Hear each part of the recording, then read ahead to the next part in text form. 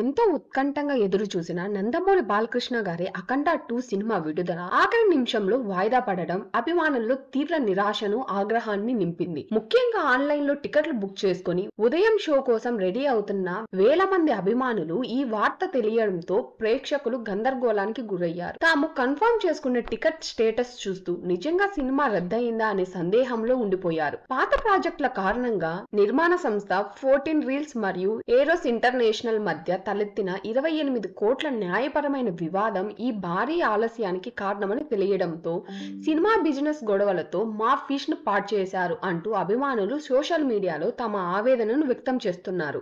Court order కారణంగా ఏర్పడిన ఈ అనిశ్చిత థియేటర్ల వద్దకు వెళ్లాలా వద్దా ఉద్రిక్తతకు దారితీసింది. బుక్ చేసుకున్న టికెట్ డబ్బులు తిరిగి వస్తాయా అనే ఆందోళనతో పాటు ఈ వీకెండ్ లో బాలయ్య ఫీష్ ను మిస్ అయ్యామే అనే బాధ అభిమానుల్లో వెంటాడుతుంది. దీనిపై మీ అభిప్రాయాన్ని కమెంట్ రూపంలో తెలియచేయండి.